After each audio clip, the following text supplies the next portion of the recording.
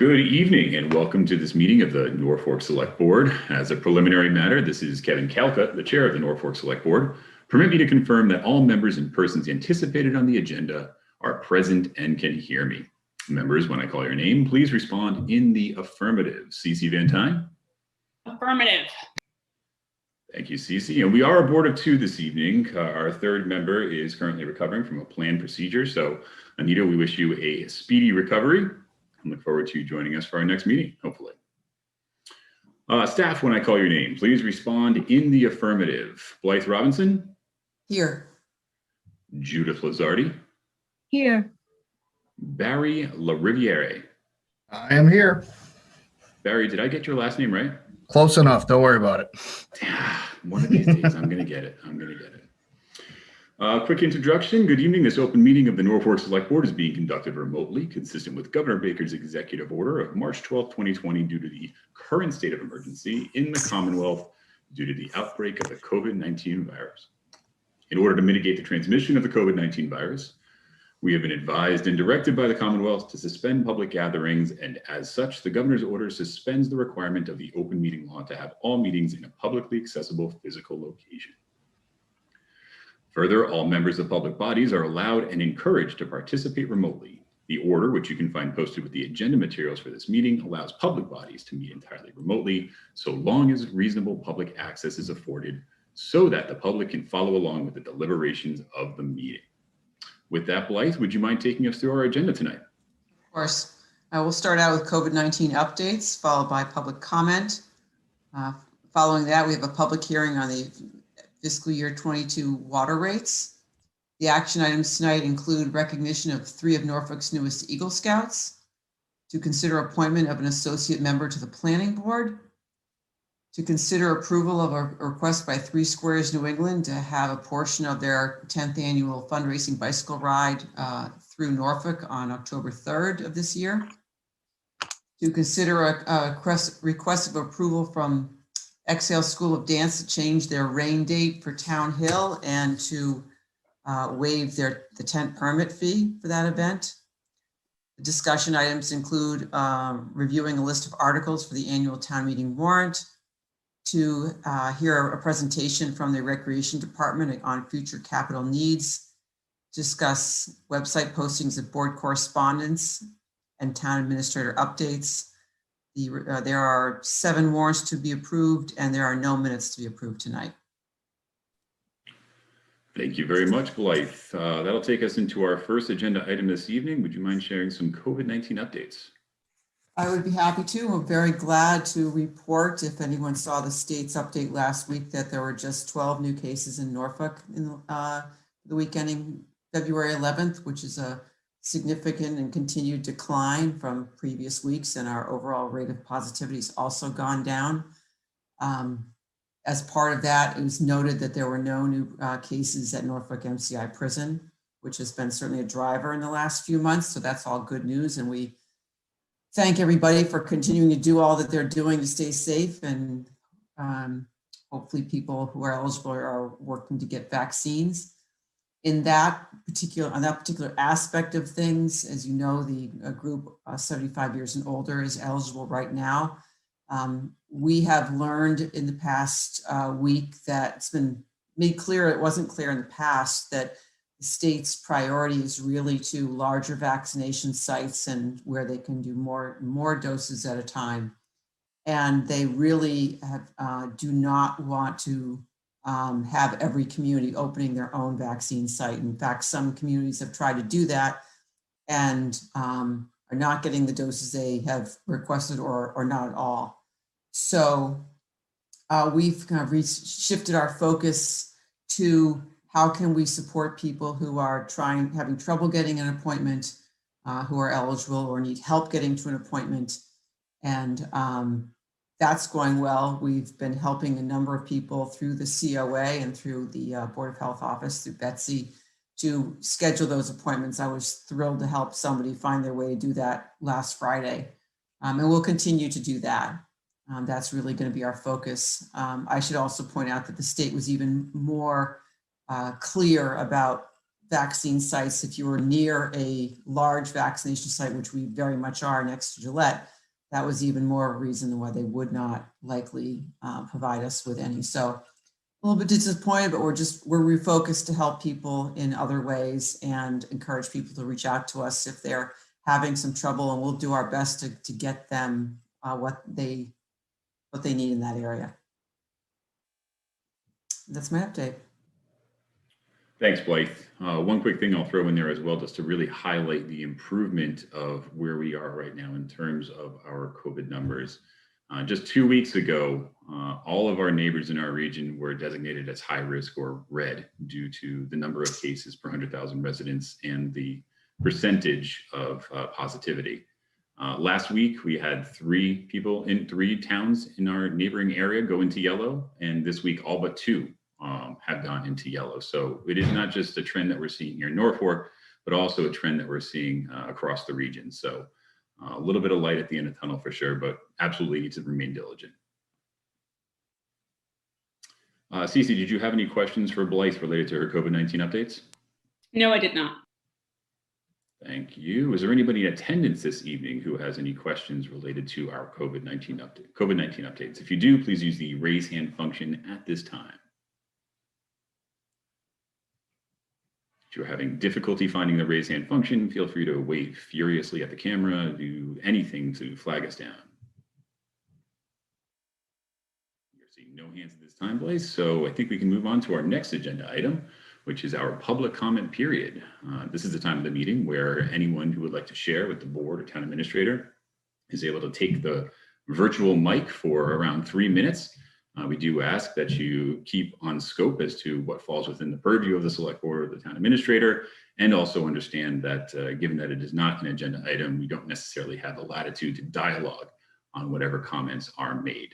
So with that being said, if you would like to share this evening, please use the raise hand function, and we have our first participant, Mr. Rosenberg. Go right ahead, sir. Just if you'd be so kind, share your name and address.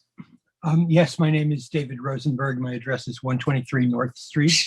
I have 2 items I'd like to mention. First is to thank the board for its consideration of a warrant article for municipal aggregation.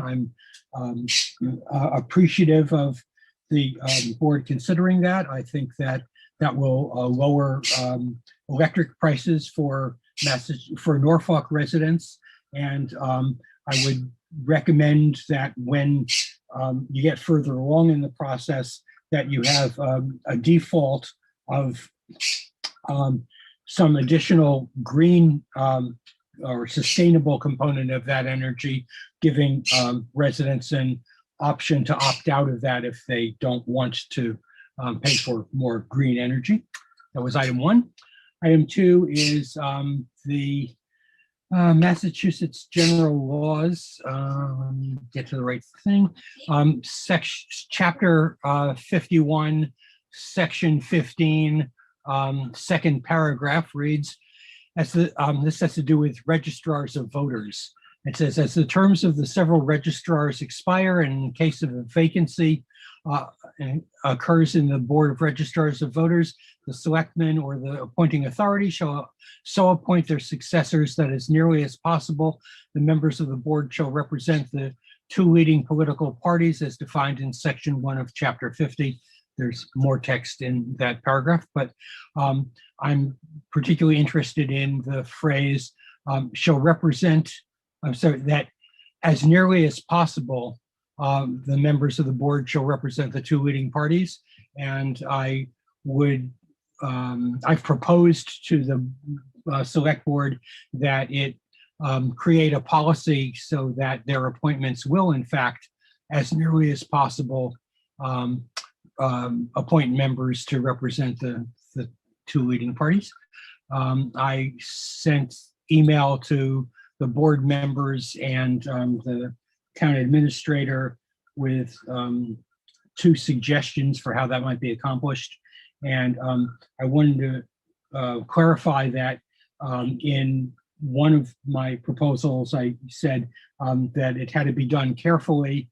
And I did not mean to contrast doing it carefully with doing it sloppily or carelessly. What I meant to say was that initial conditions were critical. And if the initial conditions were set correctly, then the alternation I was proposing would be possible. And unless those initial conditions were set, then the alternation I was proposing would not be possible. So if you decide that you're interested in that and pursuing that, I can provide more details, but I want to clarify. That's the end of my comments. Thank you. Thank you, Mr. Rosenberg. Do we have anybody else to share for public comment this evening?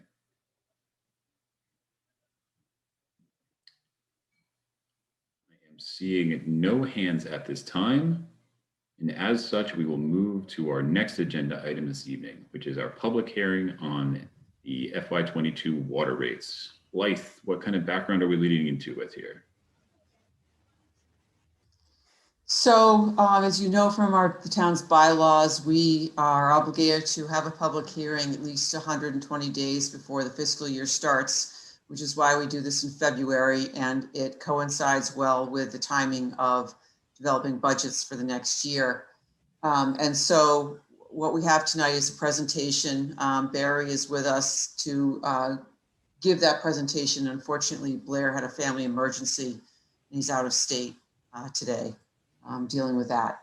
But Barry's done a fantastic job on it, and it's to review with you the proposal to increase rates again this year by 5%.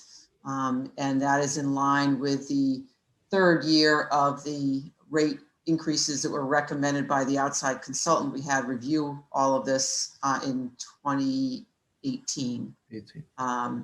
So no surprises here, but we want to go through what that looks like, what it means, how we're doing, and take any comment. And then I would recommend at the end, the board, if you receive no comment, you can either choose to close the hearing, or you could choose to continue it to the next meeting, but we at least needed to open it tonight. Perfect. Thank you, Blythe. So primarily to open the public hearing, I'll go ahead and read the notice into record. The Select Board Licensing Board for the Town of Norfolk will conduct a public hearing under the provisions of Chapter 101 of the Acts of 2004, Section 7, to determine the water budget for the fiscal year 22 and set prices and rates for usage of the water system. This hearing will be conducted on Tuesday, February 16, 2021 at 7 p.m. via Zoom online video conferencing. This meeting is in accordance with the governor's order suspending certain provisions of the open meeting law, Chapter 30A, subsection 20, relating to the 2020 novel coronavirus outbreak emergency, and this public meeting may be physically closed to the public to avoid group congregation. Please check the posted meeting agenda at mytowngovernment.org or the town's website, norfolk.ma.us, for Zoom link details. I'm sure that everybody's sick of hearing me talk for right now. Barry, would you like to do some talking, sir? Yeah, Kev, do you want to share your screen with me so I can show the presentation?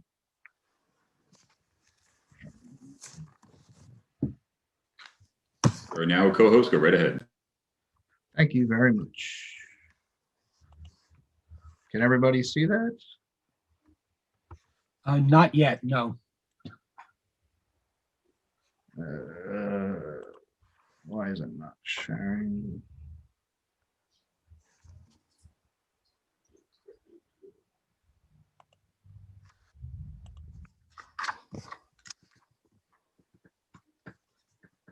Can I go this way with it? Yeah, let's go.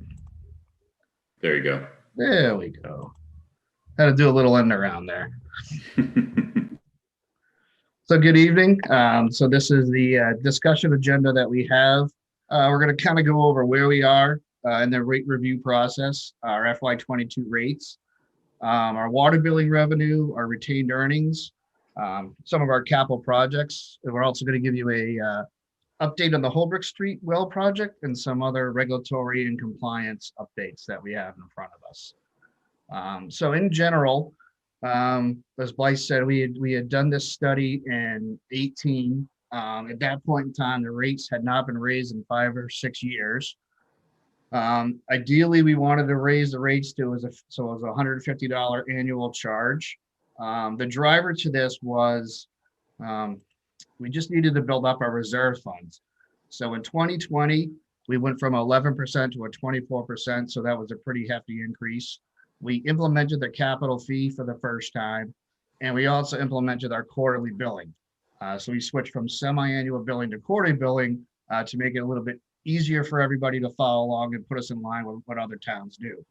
In FY21, we had a 5% increase. Our capital fee actually decreased a little bit, and then the overall rates were adjusted. So in 22, we're proposing again the 5% increase. The capital fee will now decrease to $1.38 per 1,000 gallons. And the reason we were doing this was we decided to do incremental rate raises versus large rate raises. And what Blythe said, this puts us in our third and final year of our rate increases. So this will set us up for FY22. Then, of course, we're going to have to look to the future to decide what we want to do from here on out. Come on. So this graph kind of shows us where we started in 19, 20, 21, and where we are in 22. So you can see, so there's a service charge for your meter. So that has increased $10 a year till 21. It is now increased $5 to $75.22. We have our consumption chart. So this is based on how many gallons a user uses. So it went from 539 in 19 to 662 in 21. The high end of this would be the 1709. So this is the different levels that we have. And these are the rates according to those levels.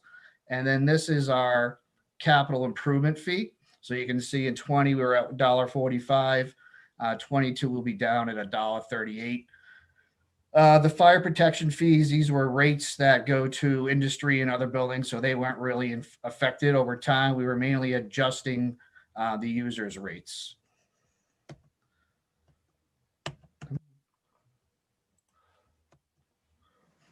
So what is that going to look like for everybody in 22? Sorry. So here, this chart over here kind of shows you, typical gallons used and what would it be annually for your billing. We actually put it a little bit clearer for everybody. So if you're a two-person household, your annual billing in 21 was about $909. That'll increase to $951 in 22. A four-person household was $1,748. That'll increase to $1,827. And then we also did an analysis based on a four-person household that uses irrigation. So they went from about $3,300 to $3,400. And again, this is the total annual bill. Obviously, we would divide this by the 4 quarters for the quarterly billing to give you an idea of what you would be looking at paying in 22. Then we did a comparison between 18, 19, 20, and 22 of what the enterprise budget appropriation was, what our department expenses and our department debt was, what we actually brought in for revenues, and ultimately what we made each year based off these rate increases. So you can see the goal was to try to make that $100,000 per year, so we'd have some reserve funds to be able to take care of projects related to water. We were close in 19, not too close in 20, and right now we're projecting pretty good earnings in 21. Barry, one quick question. Sure. Have we seen the invoices yet from Rentham for the water we had to buy over the summer, or have those not come in yet? No, I don't believe those have come in yet. So we'll be getting that in shortly. I think they kind of wrap up like we do towards the end of the year. It'd be more towards the fiscal end of the year. Right. Okay. Thank you. And then we have right now is our current FY21 water billing. Our first quarter, second quarter, third quarter, what we're projecting to take in for the fourth quarter, our overall 21 commitment and our overall revenue to date. One of the things too, if you've noticed, in 20, we took a hard look at the water budget. Actually for 22, our water budget has actually gone down. Our enterprise has gone down 0.73%. So we're actually, looking at our expenses and trying to bring those down as much as we can while trying to maintain the revenue that we're looking to receive. Why do we have water retained earnings? This is common. It's important to maintain a level, at least 6 months of unreserved retained earnings and water enterprise fund that is sufficient to address the financing of working capital, revenue shortfalls, emergency expenditures, and new regulatory requirements. We're currently looking at a handful of requirements coming down the pipeline, which I'll review in a second. So for FY20, our retained earnings are about 1.1 million. But remember, 173,000 of that was earmarked to the Holberg construction project.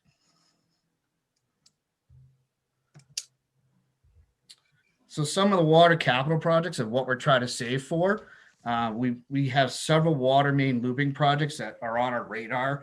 This is just to improve water quality, water pressure in certain sections of the town. Grove Street, Maple Street, and Park Street are three the priority looping projects. Excuse me.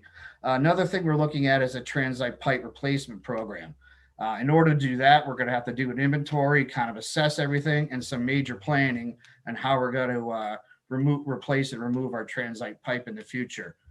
System upgrades, we always have to enhance and maintain our wells and pumps.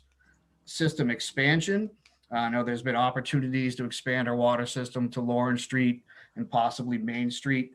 And even though we have a new well source coming online, it's our job to keep looking and exploring new source options, new sites, and new interconnections. Water is very important to the town of Norfolk. I'll give you a little update for the Holberg Street well project. So the bidding was done in April. Preliminary roadway and site construction started in October. That actually wrapped up. The prefab building, concrete building, is actually being constructed right now. We're hoping as soon as the snow goes, we'll be able to put that in. Wrapping up construction sometime in June, and hopefully having the whole well up and running sometime in August of this year. A few other things that have come down the pipe to us lately. So we have new PFAS regulations and a sampling compliance that we have to look forward to. Luckily, due to our system size, we're not going to have to deal with that until October. We've already tested all of our wells, including our new well site for PFAS, and we're under the thresholds that the EPA and DEP are looking for, which is good. Lead and copper sampling, that has actually gone up because we're putting in the new well and we did some chemical changes. We have to increase our lead and copper sampling. So that's an ongoing process. A couple new things that the DEP and EPA have kind of put on us is we need to do a risk and resiliency assessment, an RRA. This is actually pretty good timing. I'm not sure if people heard about the cyber attack on a couple other towns' SCADA systems.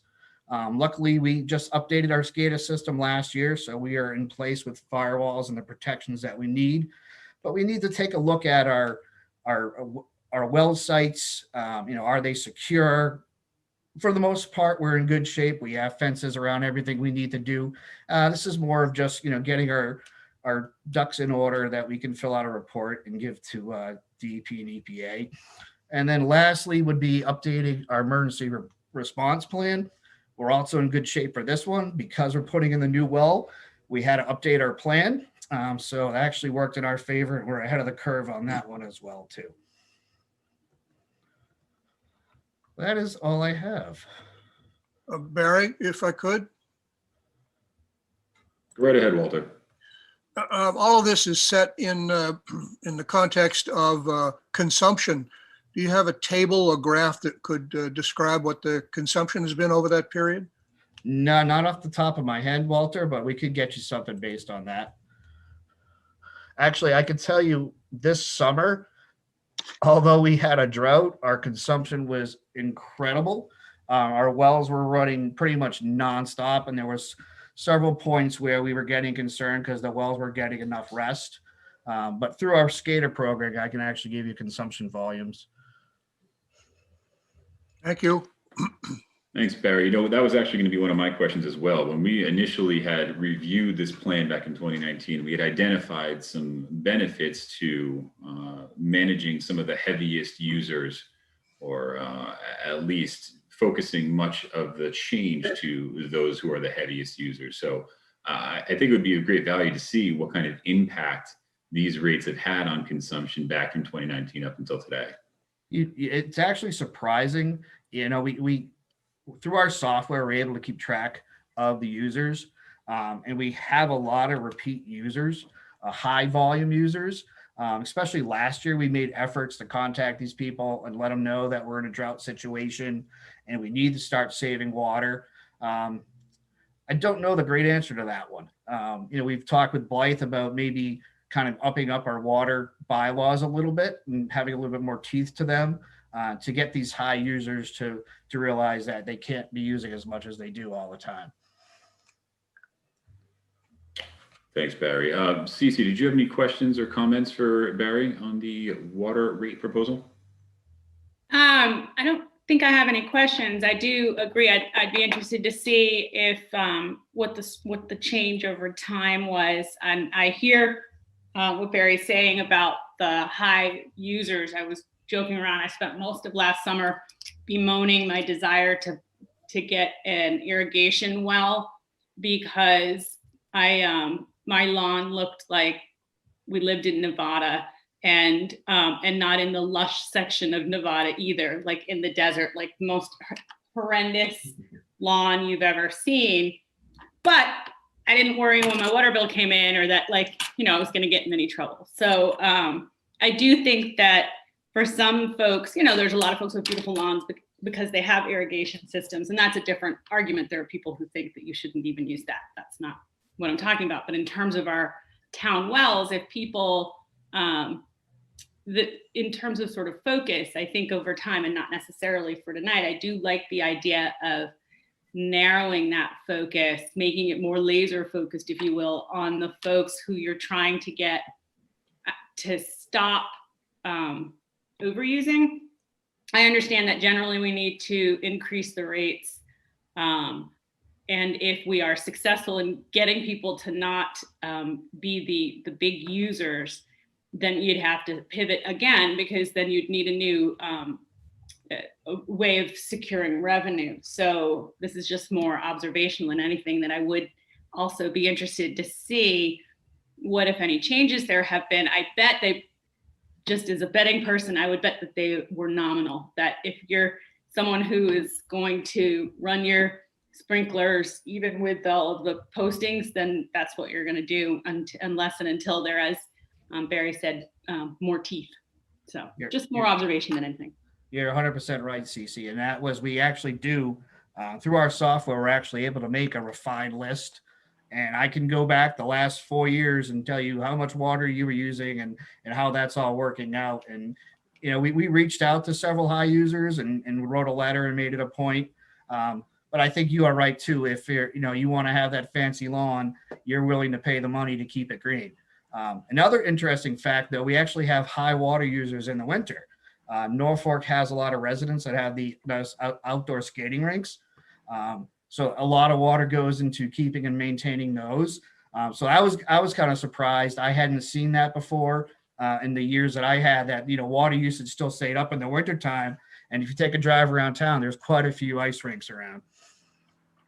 Well, I have to say that I am bullish on ice rinks. Not that we have on our lawn, whatever. That's a story for another day as well. But it would seem, at least in the winter, now I'm mindful of the fact that there's always some sort of a ban going on, but seemingly in the winter, I'm less concerned about a drought, especially when I look out the window and it looks like we live, you know, it's sort of Dickinsonian England as you stroll down the street with all of the snow fading away. But I never really think about, as much as I am one of those people who drives by the rinks with just absolute envy, my neck craning back, I never really think about the amount of water that you need to put into it. Yeah, it was rather interesting to me as well. I also think we had a little bit different dynamic in the last year, where a lot more people working from home and home more than we did years past, and that has had a bit of a impact this year. One thing that I can tell you we are going to be working on is we have a solar developer who's building an array near one of our tanks and wants to lease land that's actually under the control of the water system. So we're going to look to put out a request for proposals to consider asking the town to enter into a long-term lease, and that revenue will derive to the water fund, which can help offset future increases and help pay for things. So that's something that we're going to try to do some point this year to support the fund as well. Thanks, Blythe. I just had one more question for you, Barry. It's still fresh in my mind, 2019, and proposing that large jump in rates to be able to make up for 5 years of keeping rates flat, and how much of an uphill climb that was. And as we approach the end of that 3-year plan that we had in place, I wanted to just quickly inquire about what the plan will be going into FY23. Do you imagine that we'll have another reassessment with a consultant in which to make a proposal? Do you have any idea of what that would maybe look like given what we've adhered to over the course of the last 3 years? Anything that you can give us in terms of future insight? Yeah, I think that's something we'll probably have to discuss with Blythe, but that was kind of what I was thinking. We probably have a reassessment. The one good news, the good thing about this is our debt is going down, which was one of the goals of this. So our revenues are working towards putting their debt down and freeing up some funds for us. Not the expert in these financial matters, so I might toss this one to Blythe so you can speak to it a little bit more than I can. Well, so our capital fee could potentially go down much further. Debt drops off about $80,000 in FY23 and like another $200,000 in FY24. We'll want to look at it and see whether, to do, say, some significant main replacements, do we levy some more debt but at a lower rate than we have now? If our costs don't go up very much and we can keep a lid on that, we may be able to keep our rate increases very modest. And certainly that would be the goal, at inflation, not much more once you got past the bad patch. So yeah, I think we definitely should have it looked at and bring it back. Perfect, thank you. At this time, I will open it up for anybody in attendance this evening who has any questions or comments related to the DPW proposal on fiscal year 22 water rates. If you do have a question or comment, please use the raise hand function at this time, starting with Mr. Haddad. Go right ahead, sir. Hi, thank you, Kevin. Barry, I just had a question about your revenue projections that you showed on one of your charts and the excess that you were trying to anticipate. Do you anticipate any new construction in those estimates, or is it just existing rate users now or water users now? It's existing. It's existing. All of our construction, everything has already been accounted for. So this is just based on existing. So you have some upside actually there because I know there's a lot of construction in process in town. Yes, we haven't figured those in. Yeah, actually none of the meters are in or anything, so that's not even into our calculation. So you're right. We could see another increase as well. Great, thank you. Next I have Mr. Rosenberg. Go right ahead, sir. Thank you. I just wanted to mention that while Barry said that switching from semi-annual to quarterly billing would ease things for residents, the effect on me is that it just is something else that I need to keep track of, something else that I can possibly forget. And I was certainly more comfortable with the semi-annual billing rather than the quarterly billing.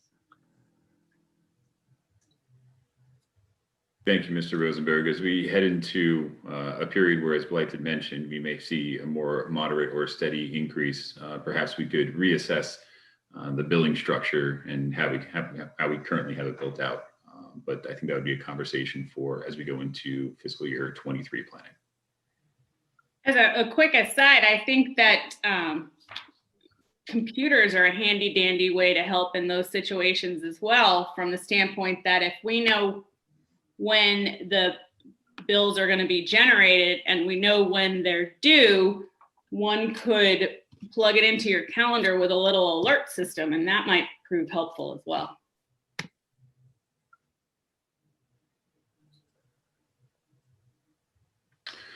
Do we have any other questions or comments related to the water rate hearing?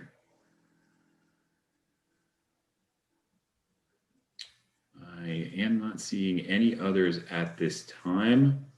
So I believe, Blythe, we are at the point that we'd like to decide if we are to continue this hearing or if we would like to close the public hearing so that we could vote on it at our next meeting. Is that correct?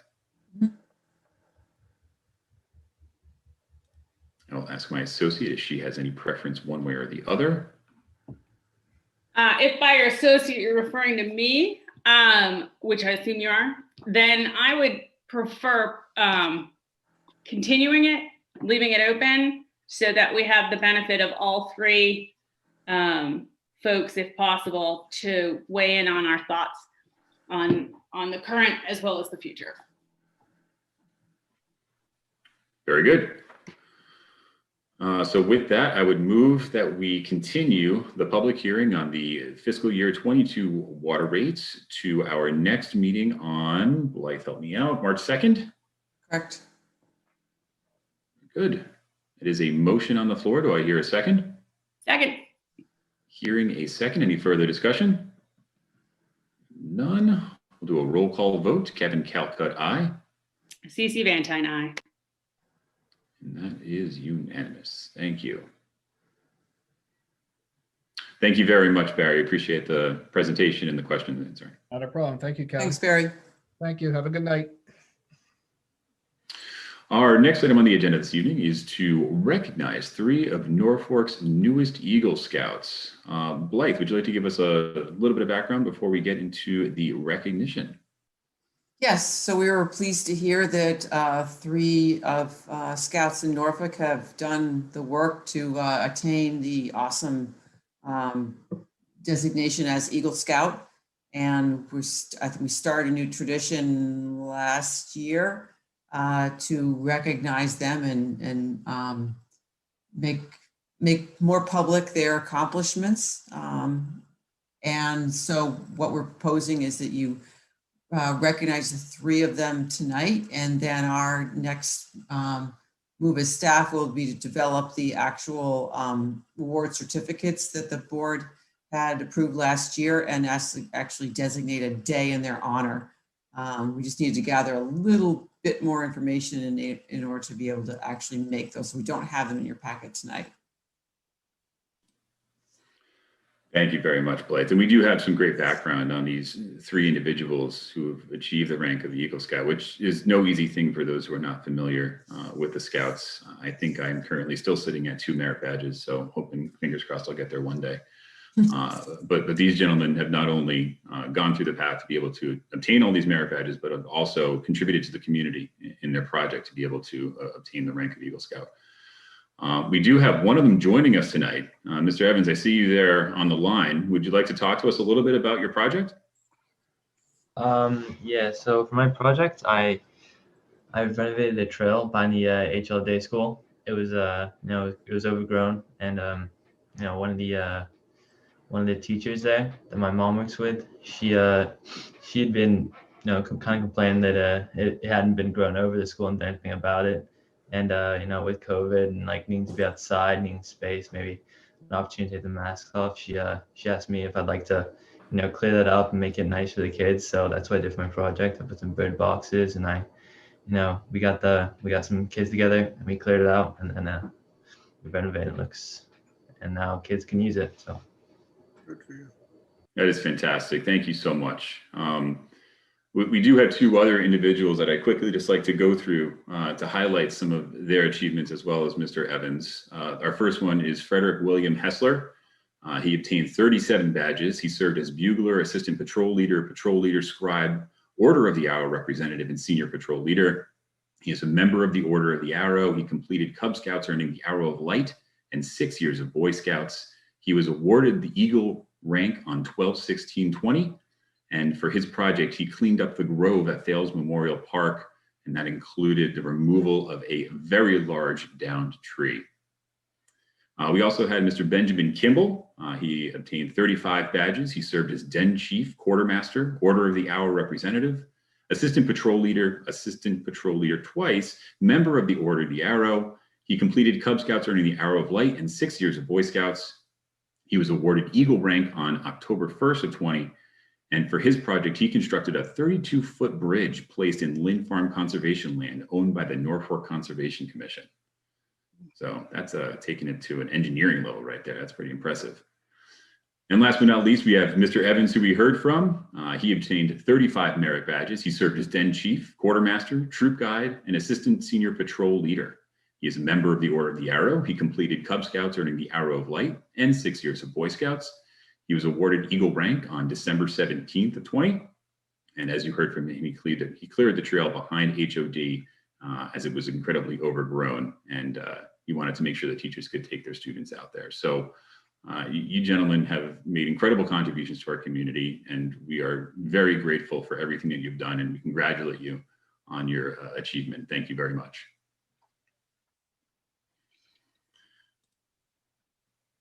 Cece, as the more articulate of the two of us, is there anything that you'd like to add? Oh, that's always a loaded statement, the more articulate. I'm not articulate at all, but I am incredibly impressed by anybody who makes this achievement.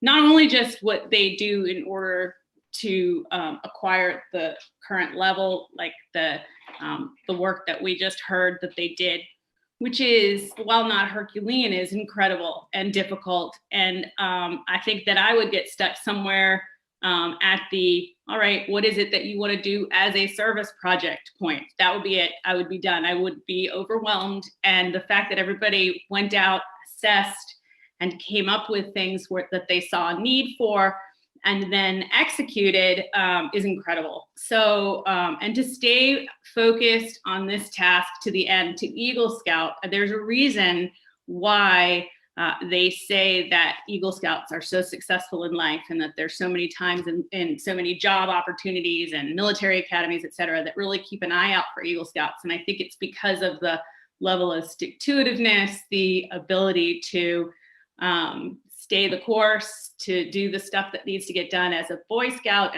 and beyond, when there's other potentially intervening things that might be more enjoyable to do, with the net result being Eagle Scout. So it's incredible, and congratulations.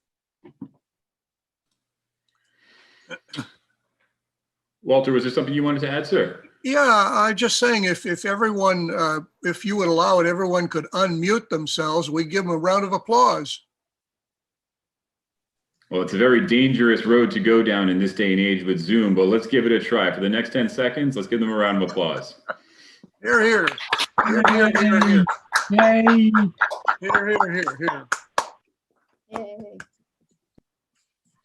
And with that round of applause, I would move that the board execute proclamations for Frederick Hessler, Samuel Evans, and Benjamin Kimball in recognition of their attaining the rank of Eagle Scout. Do I hear a second? Second. Hearing a second, do we have any further discussion? Hearing none, we'll do a roll call vote. Kevin Calcutt, aye. CC Van Tine, aye. Thank you very much. And Mr. Evans, thank you so much for joining us tonight. Our next item this evening is to please consider the appointment of an associate member to the planning board. Blake, would you mind giving us a Scotia background here?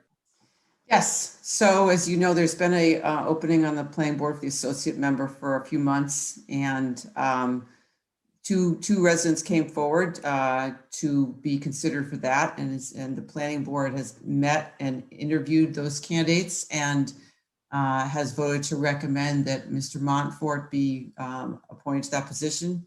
And this process requires both approval of the planning board and the select board. So Chris is here tonight, and obviously Walter's here tonight to discuss that with you and see if the board's ready to move forward.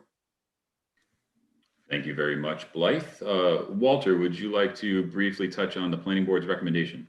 Well, as Blythe said, we had several months where we had no associate member. And then we had a surfeit of applicants, in the sense that we had two, which is rare. We interviewed both in one of our meetings. in January, and in the subsequent meeting in February, we took a vote and chose Chris. We think he'll be an excellent addition to the board. His background will contribute to the success of the board and to the success of the town of Norfolk. So we're here to support him. We took a vote, it was unanimous on the part of the board, and we hope that the select board will feel the same way. Thank you very much, Walter. Chris, welcome. Would you like to speak a little bit about your interest in the associate role on the planning board? Sure. I've been in Norfolk since about 2013. I've got 4 kids going through the school system here, and I know there's a lot of development going on in town. We are, cemented here in Norfolk, looking to live out, the foreseeable future here, and I want to make sure that it's a place that is beneficial for my kids as they grow up and hopefully start their own families.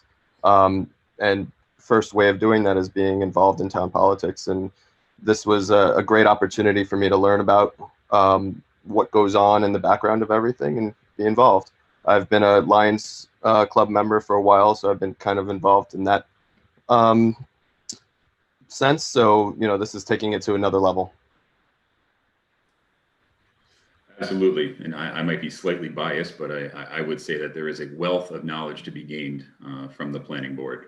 There's a lot of experience there, a lot of great discussion that goes on at that level. So I think it's a great place to be able to get your feet wet and to get a rounding of exactly what goes on to behind the scenes on some of these initiatives and these projects. Cece, do you have any questions or comments for Mr. Montford? Nope, not at all. Very good. So with that, I would move that the board vote to appoint Christopher Montford as the associate member of the planning board. Do I hear a second? Hearing a second. Any further discussion? Hearing none, we'll do a roll call vote. Kevin Calcutt, aye. DC Van Tine, aye. And that is unanimous. Mr. Montford, congratulations, sir, and best of luck on the planning board. Thank you. Thank you, Select Board, and we look forward to Mr. Montford joining us at our next meeting. Very good. Thank you, Walter. Good night.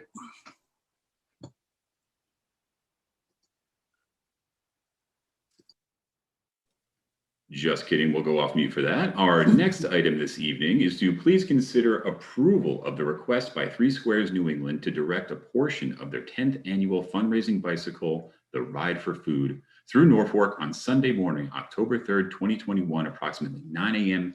to 11 a.m. There is no rain date. Blythe, any background for us? Yes. Sure. Oh, I'm sorry. I apologize. So this is, as the item suggests, it's 10th annual, and this event has gone very well in Norfolk in past years, and we have every reason to expect it will again. It's for a wonderful cause, very much needed. As you saw from the background, we've discussed this with the police department, and while the group has requested a detail officer, we would actually, if staffing is such, prefer not to ask them to pay for it, because we'd like to see all the money raised for the good cause. So we will play that by ear as it comes closer, but we fully recommend it. And as you can see, Mr. Jandanian is here to answer any questions that you have about it. First of all, thank you for offering. Go right ahead, Mr. Jandanian. Give us some background, please. Oh, we started this 10 years ago. I'm from the Whitensville and Uxbridge area, and I had a brother who died homeless. And when he did, we started the Ride for Food to help basically food pantries, anybody involved in hunger relief. And so the organization holds an event. We cover all the expenses, much like the Rodman Ride, but a lot smaller. And we have something like 25 partners, different food pantries, farms, kitchens, who then bring their community to ride on the day of the ride. Or this year we did all virtual, as you can imagine.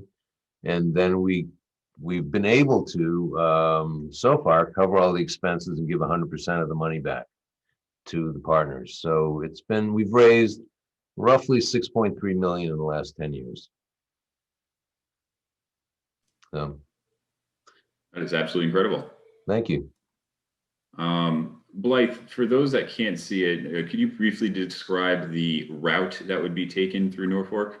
I can share a screen if you want and just give you and show you on the map, or would you like me to just describe it verbally? We're coming down Cleveland Street to, I have to look at the map here myself, to Holbrook to Route 115, and I think that is all in Norfolk.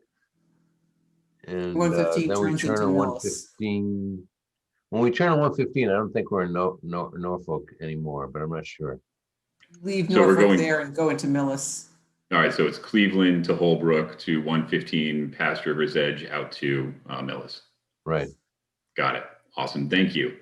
You're welcome. I don't have any questions or comments, just that this is a fantastic cause, and I do hope that I am in bicycling shape by the time it comes around. That'd be nice. Cece, anything from your perspective? No, I have a lot of cycling to do as well to catch up, but no, nothing to add. If you folks have a pantry in Norfolk that would like to join us, you should let us know. I think that you guys have our information, but if not, it's just 3 Squares New England, and the contact information is there. We most certainly do, and we will most certainly make that connection. Thank you. Great, thanks, guys. Have a good night. Oh, is there anything else? I'm sorry. Yeah, we didn't vote on it yet. You got to be careful. I You can't jump the gun. It's been a long day.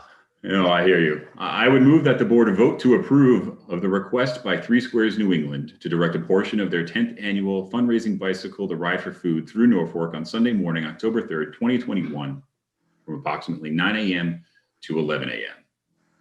Do I hear a second? Second. Hearing a second, do we have any further discussion? Hearing none, we'll do a roll call vote. Kevin Calcutt, aye. CC Van Tine, aye. And that is unanimous vote. And now we're good to go, sir. Thank you so much for joining us. Great. Thank you very much, guys. Have a good night. Have a great night. And that'll bring us to our next item this evening, which is to please consider approval of the request from Exhale School of Dance to change their rain date for the use of Town Hill from Saturday, June 12th, 2021 to Friday, June 4th, 2021 from 4 p.m. to 9 p.m. to be used as a rehearsal for the show and to waive the tent permit fee. Blythe, if you'd be so kind to provide a little bit of background. Yes, so as we get closer to June, Jen reached out to us and said, hey, I'd like to change my rain date, as you just mentioned, and to be able to use that as a rehearsal date. So that's one change. And then she's, depending on the size of the group that she's expecting, she's planning to erect 2 tents, and because it's for a business, it's actually a commercial, there's a commercial fee or a rate charge for permits for tents of $500, which is, a lot when you're a small business. And so she's asking for the board to waive the fee. She'll certainly be following all the protocol with the building department to get the permit applied for and the tent inspected. It's just the fee that she's asking to be waived. And I see that Jen's here, so I'm sure she can add to that for you. Anything I might have missed. Thanks, Blythe. Good evening, Jen. Welcome. Hi, thank you so much for having me. Thank you for being here. Would you like to talk to us a little bit about the event? Sure, if you don't mind, I have a short presentation that I have prepared. Absolutely. You are now a co-host and should be able to share your screen. Great.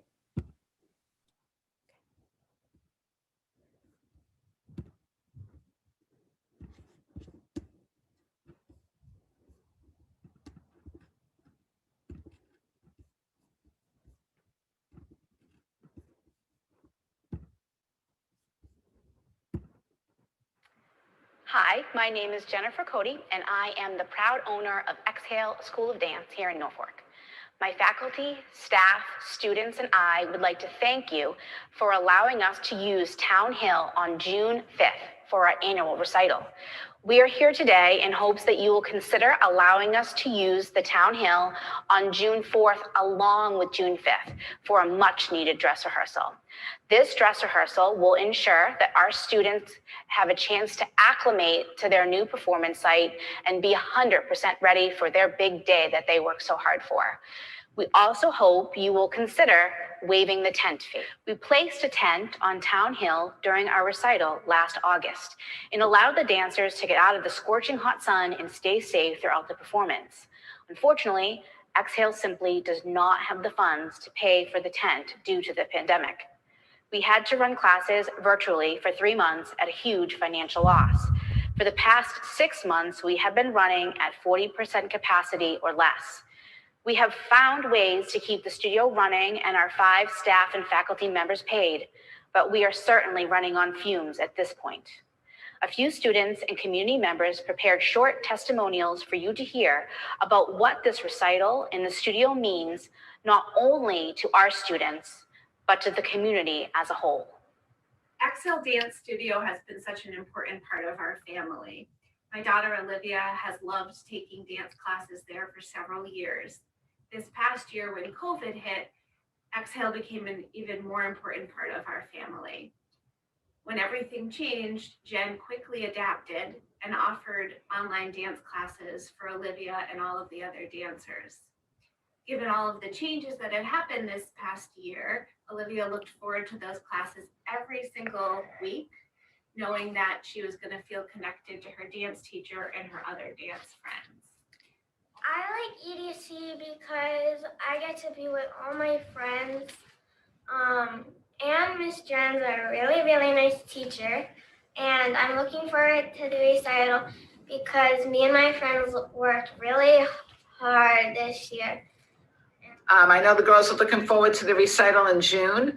Due to this pandemic, they haven't been able to have their regularly scheduled performances throughout the year. So this recital is very important to them.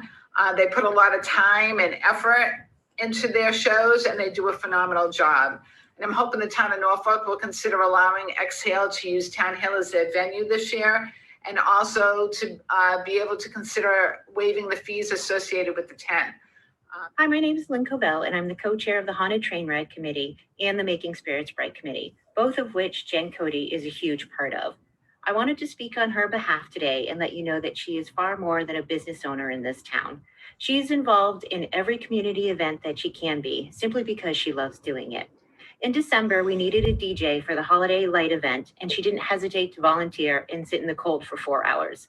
It had nothing to do with her business. She just wanted to help. We all know how hard our local businesses have been hit this past year, and it would be so nice to help Jen out, just as she has helped us out so many times in the past.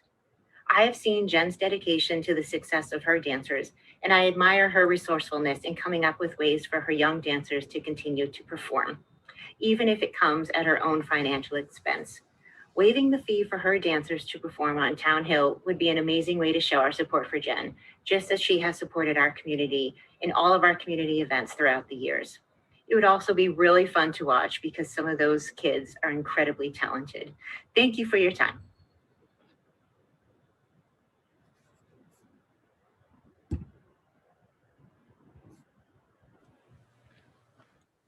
Thank you very much, Jen. Was there anything else that you wanted to add?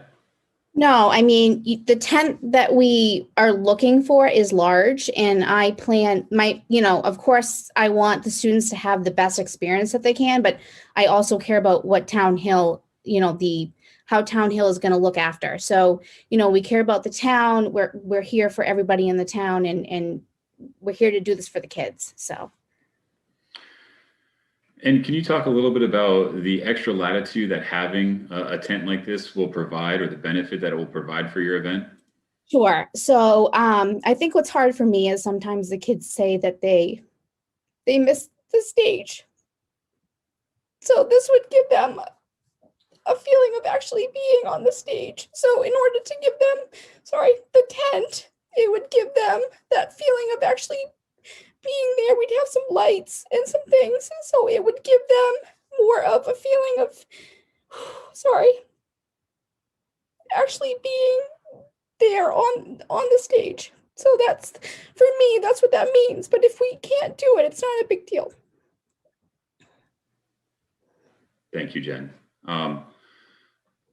From my perspective, I believe that we remained fairly consistent throughout this pandemic in trying to do what we can to assist our small business partners in town, whether it be the 10 fees associated to trying to operate your restaurant and parking lot, or whether it be trying to execute community events like Jen has outlined as it pertains to this recital. I understand this is not a long-term sustainable practice, right? And eventually we're going to have to get back to a point in our lives where all licenses and fees are assessed appropriately. Yeah. But as we move through the rest of this year, I don't think that it's completely out of bounds to consider waiving a fee like this for an event like this. But that's the perspective of a single member. Cece, I don't know if you have any comments or questions for Jen. Before I ask Jen anything, maybe Blythe or someone else can answer me a couple of questions. What's the fee, other than obviously revenue for the town, which needs it? What other things, if any, does this fee do? Right? Like, I know that there's some fees where we have the $100 fee and then you get it back, and that's just sort of hedging our bets against damage. What is this $500 fee for? It basically offsets the cost of us, going through the process to permit and inspect it. And it's high because it's for a use, it's not residential, a tent in someone's backyard. It's for a commercial event because it's a business. That's why it's $500. So it's $500 if it was here, it would be $500 if it was at a restaurant. So that's why it seems high. I hope that answers your question. It does. It maybe sort of creates a couple of other questions. But so are you saying then that the town will have to, and just to back up for a second, so there's going to be a tent, and I'm assuming that a tent company, and you're renting the tent, right? So, and the tent comes in, and then our building inspector has to go out?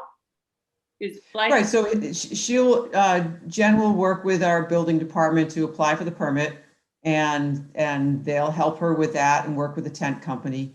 And then when the tent company comes, the staff will go out and inspect it, make sure it's been properly, installed, and that will be the end of it. And then the tent will come down after the event is over. So what's our out of pocket for the, right? Because in my head, I'm thinking, all right, well, it's kind of across the street, right? Like they can. It doesn't really matter, it's. I just don't want, I understand, I'm sorry to interrupt you, but I'll forget what I'm saying. I understand that the fee exists in order to cover certain costs. But are we out of pocket anything if we waive the fee? And if we are, is it less than 500 that we are out of, like, by we, I mean the townspeople? Is the town going to, not only are we waiving a fee, but is it on the inverse, are we then paying as tax people for the tent inspection? Or is it nominal? It's an hour or two that staff is spending on this whole effort. It's really not out of pocket. They're going to be working anyway. It's just the amount derives from the fact that, in typical times, and we're not in typical times, somebody who's holding a commercial event is either making money from that or has more capability of paying for that, something that's different than someone having a small reception in their backyard. So that's a reason that the fees overall is higher. This just appears difficult because Jen's business, it's a business that she's running, so that's what it qualifies under. I would have, right, yeah, I think it, if you're asking for my recommendation, I would say to waive it like we've done for another business in town earlier in the pandemic. So we did, that was my next question, was on the one hand, I'm sure we're going to get letters and phone calls about townspeople going out, whatever. It is what it is, right? We get letters and phone calls already. It's kind of par for the course. We've had very few requests for these, and so it's not a budget buster by any means. No, I understand it's not a budget buster, but I'm certain there's also people who think, well, right, if town employees who are paid by the taxpayer have to spend, I can't even imagine it would be 1 to 2 hours, but let's just use that as a 1 to 2 hours. and the fee is waived. So there would be people for whom that might be troubling. But my other question is that how you did indicate that we had waived it once before. Is that the only other time that someone has sought a waiver since the pandemic began? It was for the Eagle Brook Saloon when they set up a tent in their parking lot for to serve outside in the fall. And I want to say there was one other, but I'm not recalling what it was at this point. And we waived those as well? Yes. Well, then I think for parity I think then we have to. But at some point we need to start saying, to Kevin's point, at what point do we start saying, and I understand it's not a budget buster, but they can pile on, and everybody has a story that's compelling because of how the pandemic has impacted them. So they're, I'm mindful of that as well. But where we were willing to waive the fee for other in-town businesses, it would lack parity to do anything else here.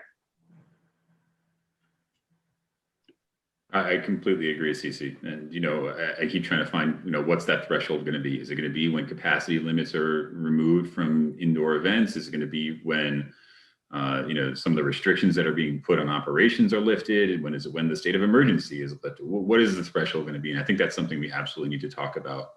I think it'd be more urgent if we were getting in 2 tent requests a week. But still, I think that it is something that we need to address, especially as we look forward into a period of vaccination and when we're anticipating that a lot of this stuff is going to be lifted. Jen, was there anything that you wanted to add? No, I just feel like for my students, it's more than a show. So for some of them, and I actually got a lot more testimonials. I just didn't want to have you guys sit here for 2 hours and listen to these testimonials. But for the kids, it's more than that. It's a chance. They've worked so hard in the middle of a pandemic. So it's more than just about my business. It's so much more than it's giving the kids a chance to show all their hard work and to deserve this special moment on Town Hill. Well, I appreciate your consideration to the time of the meeting. I think that we'd all like to hear about something that's giving people an outlet or some joy in a time like this. So we appreciate that. I'm glad to hear that there are so many that are, feeling the benefits and the love from that. So thank you. Thank you. At this time, I'll open it up to any questions or comments from those in attendance related to our current agenda item of approving a request for the Exhale School of Dance. If anybody has a question or comment for the board, please use the raise hand function at this time. I am seeing none. So with that, I would move that the board vote to approve the request from Exhale School of Dance to change their rain date for the use of Town Hill from Saturday, June 12, 2021 to Friday, June 4th, 2021 from 4 p.m. to 9 p.m. to be used as a rehearsal for the show and to waive the tent permit fee. Do I hear a second? Second. Hearing a second. Any further discussion? Hearing none, we'll do a roll call vote. Kevin Calcutt, aye. CC Van Tine, aye. And that is a unanimous vote. Jen, we wish you the best with your event and everything leading up to it. Thank you. Thank you. I appreciate it. Our next item this evening is to please discuss a list of articles for the annual town meeting warrant. Ooh, it's that time of year again. Blythe, what do we have so far? In your packet is a list of 29 articles, which became 30 this morning.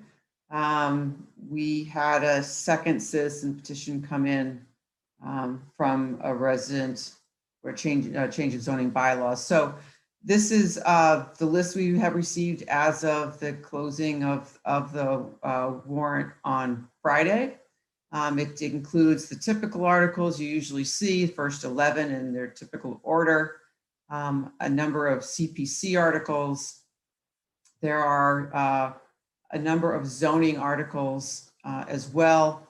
The B1 district changes, which I think the planning board wants to move forward with, there are actually 17 different ones, and they're in the process of discussing whether or not they can bundle some of them together so we don't have 17 separate ones and what would make sense to do that. So I've only listed as one right now, but just understand that there may be more. I can give you a brief synopsis on any that you'd like to hear more about. There's one for a grant, there's one to spend some cemetery funds, there's the animal bylaw, animal regulations that we've been talking about, bringing that forward to get those up to date in compliance with state law, some street acceptances, and 2 citizen petitions. So I wanted to just give the board a quick overview of those and what it looks like right now.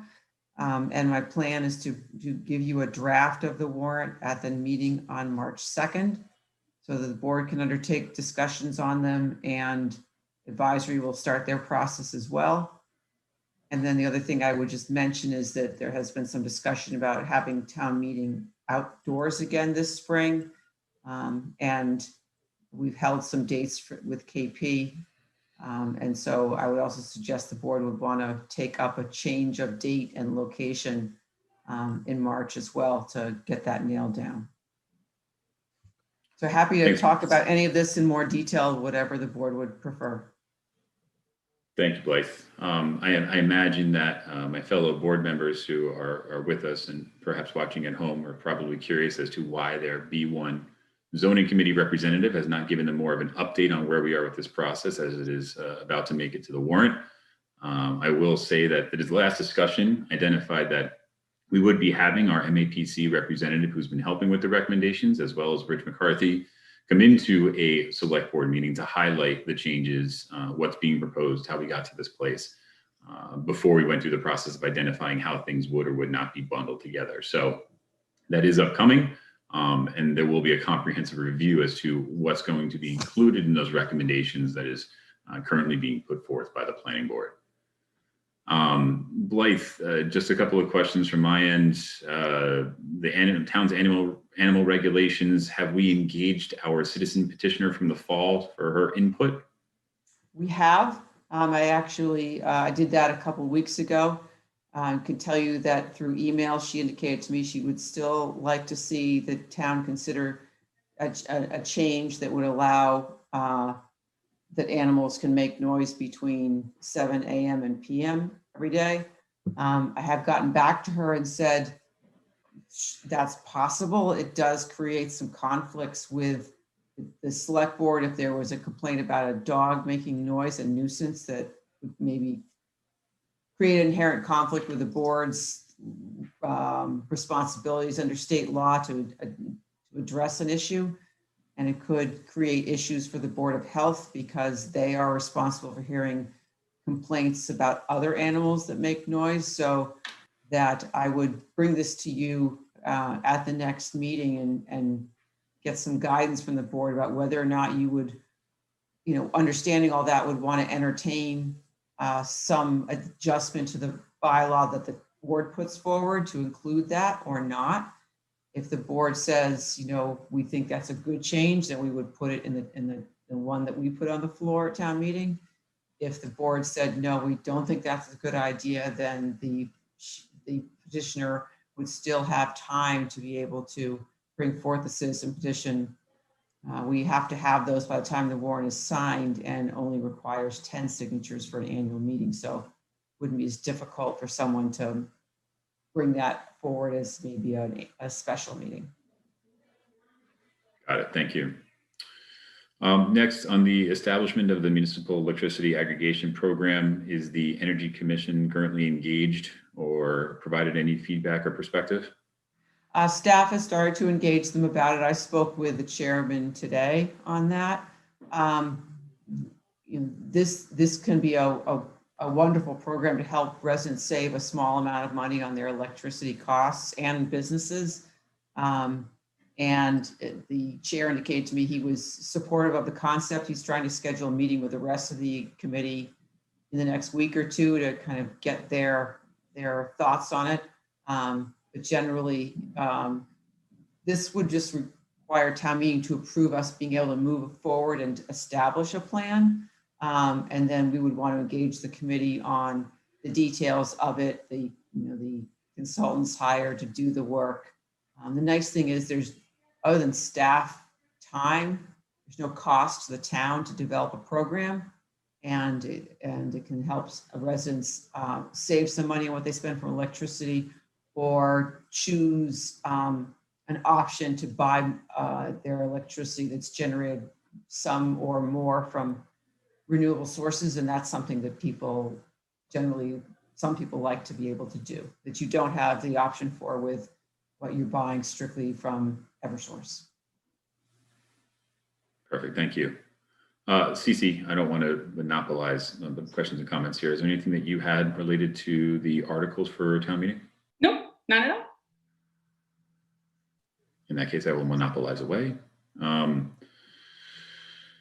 As it pertains to having our meeting outside or not, I got the sense that there are some very strong feelings, especially from our moderator, that being outside is probably the way that we're going to go. With that assumption in mind, would anything be stopping us from making that be a defined path at this point? Nope, the legislation passed by the state last year is in place through the end of the emergency, and unfortunately, I don't see the emergency ending before this spring. So that allows us to have it outside of town and to change the date. So what we plan to do is bring this forward to your next meeting. We've got a hold on both May 8th and May 15th. Those dates are both available from the school, from KP for the football field again.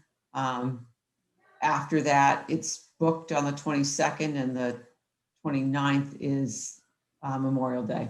So if we want to get it done in May and the weather is kind, maybe a little nippy maybe, but doing it ideally on the 8th with a rain date or a second day, on the 15th. Perfect. Thank you. That was all that I had for the town meeting warrant. At this time, I'll open it up for anybody in attendance. If you have any questions about the annual town meeting warrant, please use the raise hand function at this time. I am not seeing any hands at this time. So before we move on, Blythe, is there anything that you are waiting on from the board in terms of direction for annual town meeting, aside from the budget? I know that you're currently awaiting direction on how we're going to do our budget review, but aside from that, is there anything else on the board? Nope, I'm good. Very good. Thanks, Blythe.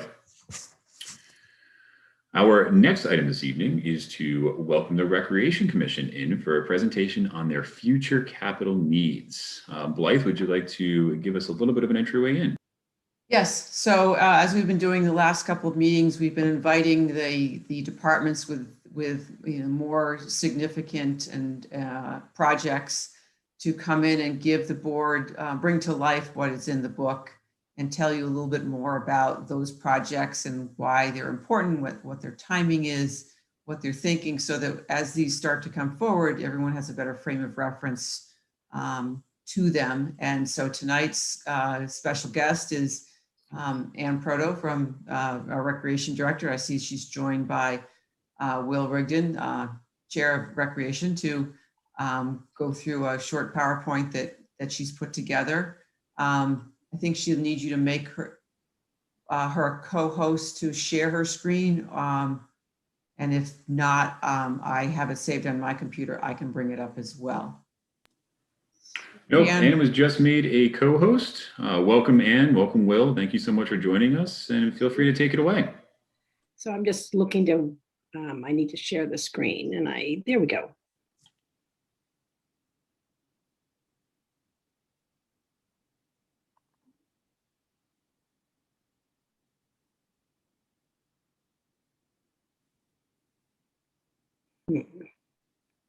Kevin, what are the handy dandy steps to making it happen?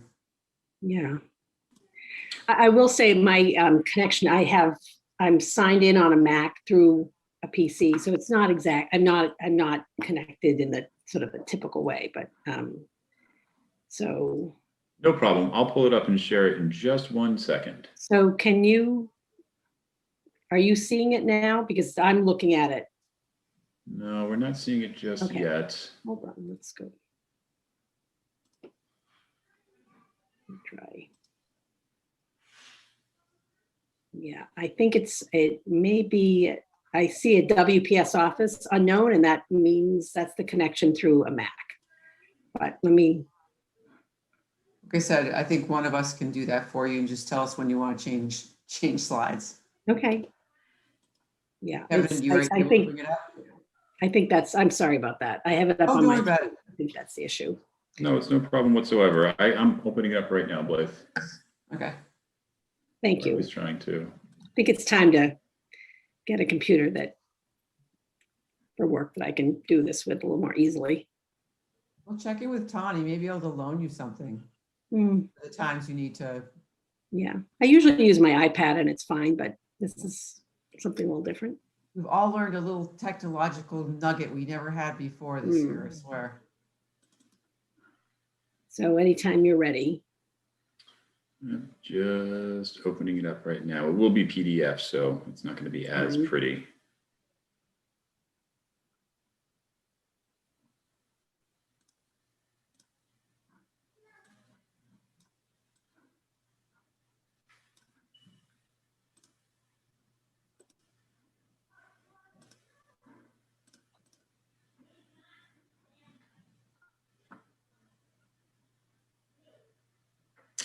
I think that's the best I'm going to get it. I know that you can see my browser window with it, but that's fine. It's there. It's great. So that just the opening, and then you can just go to the next page. So just a quick scope of other recreation responsibilities, along with the programming that I think most people are familiar with, including the remote learning enrichment program that is hopefully will be ending in June, that we've taken on. We also do the community events, the summer concerts, the holiday events when those return. But we're very excited to be hoping to have drive-in movies this spring and summer. As far as the Pond Street and the Freeman Kennedy fields and facilities, we allocate the fields and facilities to the sport leagues in town, and the KP High School soccer team uses our fields for both practice and games. So we also manage the field maintenance. We coordinate with DPW in the spring and summer. I work with a couple of the DPW guys to get the work done, and we also outsource other services that DPW are not able to do, whether it be because of the time or because of the equipment that they don't have. So we, through field fees, we pay for all the seed and the fertilizer. We actually pay for the fertilizer application. I manage the irrigation contract, the well services, aeration, which we do a lot of. We also contract for infield work to be done above and beyond what DPW can do, any fence repair. And I do have courts there. Our courts are in pretty poor shape. I do have some pictures that you can look at, but if you haven't been to some courts. And then as far as playgrounds go, we are responsible for the design, inspection, and maintenance of the playgrounds. Certainly the town playgrounds, I help with the school playgrounds if they need help. And then as far as the capital projects, we initiate, we manage, we complete all the bidding and the capital projects, so relating obviously to recreational facilities. So go on to the next. So I thought I would start with the good news, and those are the recently completed capital projects, the restoration of the 2 baseball fields and the reconstruction of the 1 softball field that was passed last fall. Those projects were completed. The top picture, you can see how beautiful the infield and how nice and clean those edges are and how straight those lines are. That is the Little League field at Freeman Kennedy. And then the softball field we also finished, which is terrific because it reduces a lot of maintenance and a lot of need for corrective action down the line, the way we've rebuilt that field. We also resurfaced the Rockwood Road playground with artificial turf that was funded by Recreation. And then another program that we were able to do recently, we added matting at 3 wood mulch playground. So we have a wood mulch playground at Pond Street and one at each of the schools. So wood mulch is, it's great as far as attenuation and as far as safety and fall factor, but their definite downside is that it's very high maintenance. And there's a new product, which is a mat that you install over the wood mulch. And what that does is it practically eliminates the need for maintenance of raking. And it also increases the attenuation of the fall factor. So through the CARES Act for the schools and through recreation, we were able to add the mulch, buy the matting. And one very important part of being able to do this project is that both facilities at the school and DPW for the Pond Street playground have agreed to install the mats themselves. The work is a little bit tedious, but it's not difficult and it can be done over time. So those projects have been completed or in the process of being completed. So if you can go to the next screen. So the field related capital projects that are current and up and coming is the acquisition of the 43 acres at Pond Street. That's ongoing. Another project that we're working on currently is to expand the soccer area, a soccer area that we use now at Freeman Kennedy, to create a full-size soccer field. It's too narrow to actually play a game on. We can use it for practice, but it would be ideal if we could use it for games. It would reduce the wear on our other fields. In 2013, we did a master plan, and at that time, it was determined that we were 3 to 4 full-size fields short of what we need for use. So things have changed since 2013, but where we don't have football anymore, the soccer numbers have increased. So we are still short, and we have to do a lot of work just to be able to keep our fields in play. So another project that's up and coming is hopefully is the field restoration, similar to what we did this past spring. So this isn't every year, but we expect between the fiscal year 23 to 25 to restore one field a year for those 3 years, another softball field and 2 baseball fields. And then Pond Street expansion, now that we have the 43 acres, of which about half is wetlands and half is dry, but we're going to be looking and to see what the needs are for the town to develop that as far as active and passive recreation. I think we're all in agreement that it's a wonderful area for passive recreation and trails and possibly, we don't know yet, access to the Stop River.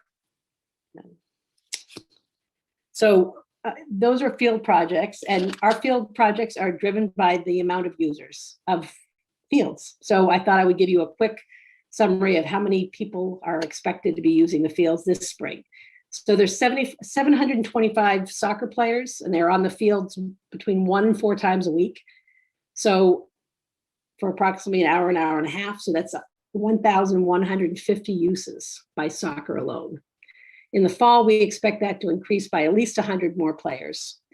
And in baseball and softball, there's 510 players using the fields 1 to 4 times a week, equaling over 1,500 uses per week. And these numbers don't include any visiting teams. Not all our organizations have visiting teams, but the ones that do, these don't include those numbers. Okay, the next screen. So the Pond Street land acquisition is moving forward. So this is just a quick synopsis of that. Again, 23 dry acres, 20 acres are approximately wetlands. Is the amount of area that you need to be back from Stop River. So the next steps, we have to do a MEPA filing and get all that done once, and some wetland delineation as well. And then the DCAM also needs to do some plan approval and post-closing, processing the deed and post-closing, but it's all in line to be happening for this spring. We also have to pay GCAM the $1,700 for the land. So the Pond Street expansion project is clearly the biggest number on our capital project list. The number is about $10 million, and that is based on three things. The 2013 recreation master plan that we did, which there's no doubt it needs to be updated. The 2017 open space and recreation plan, and then the needs that the residents expressed interest in that plan. And then the Walpole project, which I'm thinking that you might be familiar with, as far as you've seen it off 1A, that it's two turf fields and two very large grass fields and lighting. So that's where the $10 million number came from.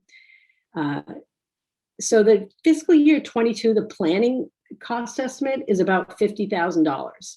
We really need to do evaluation and assess the current needs of what the residents would like for both active and passive recreation. As soon as the 43 additional acres was passed, we've already been hearing from people, and a lot of it is passive recreation, which is terrific. And it's the land is, if you were to build just fields, high and dry and flat is wonderful, but there's a lot of wonderful recreational opportunities that this land is conducive to. So other considerations that are important are, to have the least possible impact on the environment. That's a very environmentally sensitive area. So that's important. We want to be efficient with the use of all our resources. We don't want to just look at Pond Street and say, what are we doing at Pond Street for recreation? We have Freeman Kennedy fields as well. And one of the things that we are looking at is to expand a field at Freeman Kennedy. So, and to do that, we would need to we're working with conservation. We need to take about 3/4 of an acre of land, but clearing 3/4 of an acre of land, as in my opinion, beats clearing 2 acres of land, at least 2 acres of land for a new soccer field. Another consideration, we hear from a lot of residents about the courts. Our courts are in terrible shape. They've actually been there's some pictures on the next page if you want to take a look. But we've had, right from the get-go, the courts were not constructed correctly. It was right around the time that I started, and that was 1999. And one of the first things I did was they were finishing up Pond Street, and I walked out and I looked at the courts, and I just was like, oh my gosh, we're going to be in trouble. You could see that they were not flat, they were wavy even at the time. So the tennis court alone, Norfolk Recreation has put in probably, at one point we put in about $16,000 worth of repairs, and then we had some vandalism, and the town actually contributed to $10,000. And at that time, Norfolk Recreation contributed another $6,000 to repair the cracks. There are just so many. So the cracks that our tennis courts are on the left, they're just a lot of, they just show up, they're showing up everywhere. The basketball court is the center picture. And I mean, the cracks are so large, they're weeds growing up. I mean, they're probably 3 inches across in some areas. And then in the center picture, the long, narrow picture, there's a vertical crack going across the one court at Freeman Kennedy. So I've actually talked to DPW about possibly sort of doing a quick fix. I don't know how quick it is, but it's quicker than redoing a court, because we have a lot of requests for pickleball, and that could be a possibility. So we're trying to do things as far as, creating a place for pickleball, sort of, if we could do that short term and then do something later, long term, that would work as well. So we're very cognizant of the fact that there are other large capital projects this town is looking at, important projects, deserving projects, really, critical projects to this town. There's no doubt. So recreation is trying to look at doing things, maybe a little bit differently, trying to do things in phases. And when we do start doing design work, those are things that we'll be looking at. As far as the other field and court conditions, what you have in front of you, it's the fields the pictures of the fields on the right are literally the fields, what they look like this past fall. It's not unusual because of overuse. We just don't have enough fields to rotate as we, should be. That's a luxury.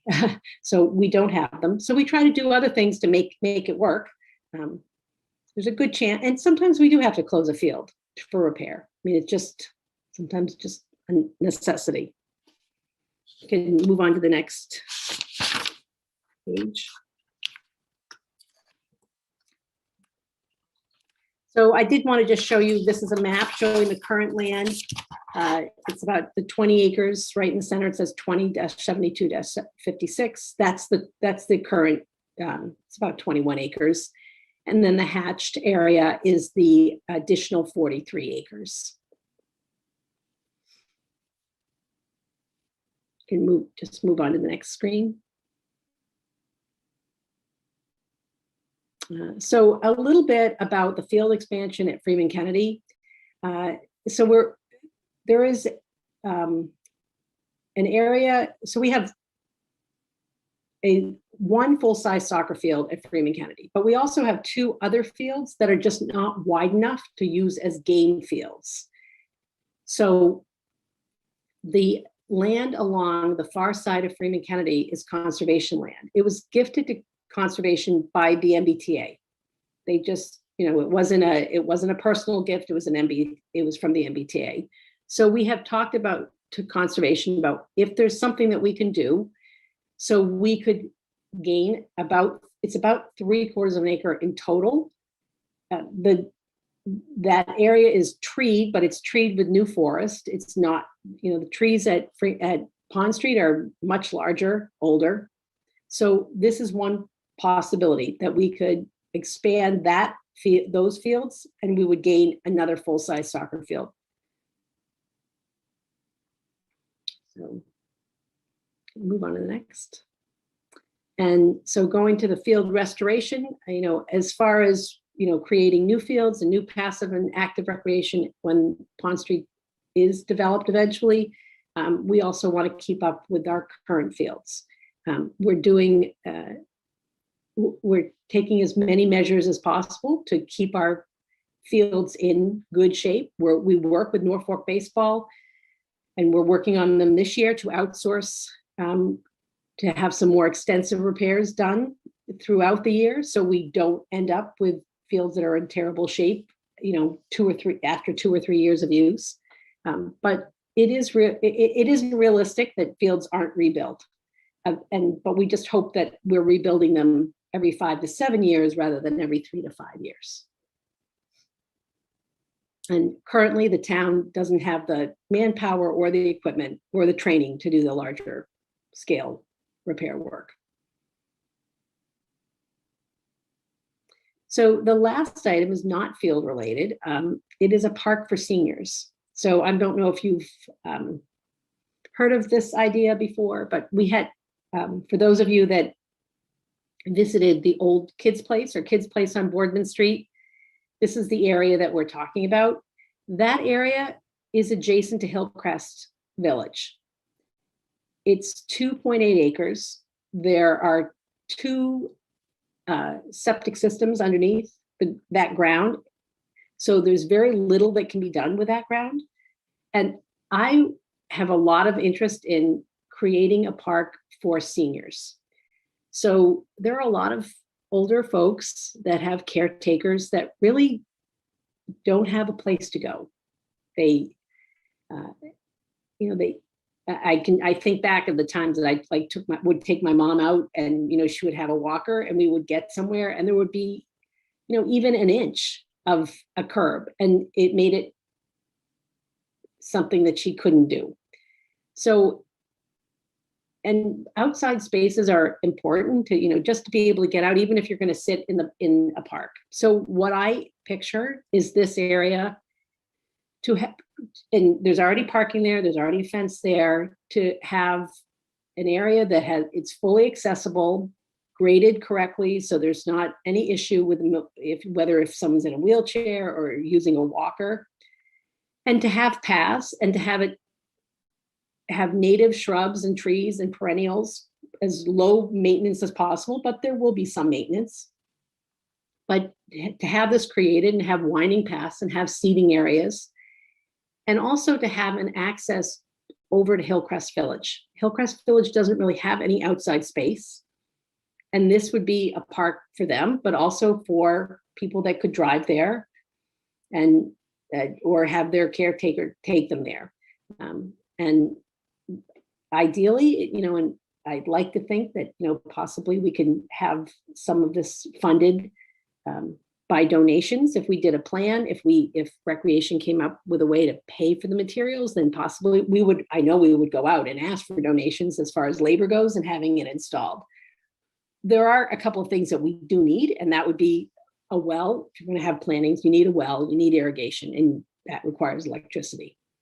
So we'd have to figure that part out.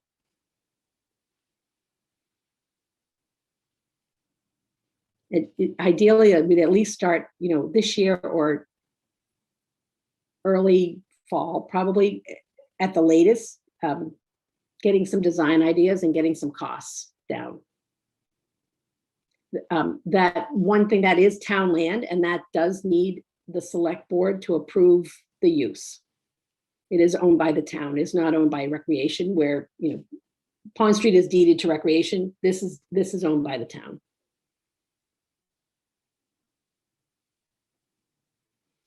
And then I just thought I'd mention the capital projects for Recreation. We, as you are all well aware, the Community Preservation Act can fund recreation projects, field maintenance funds, the fees that we bring in, as well as the Recreation Revolving Fund. The grants, I'm hoping that the Mass Trail Grant can be used to create trails at Pond Street with the expansion, so we can do that without taxing the town on that, and then we can look toward donations. One other possibility to look at is the lighting at fields. If we were to move toward an artificial turf field, Musco has a municipal finance plan for municipalities that Recreation may be able to pay for.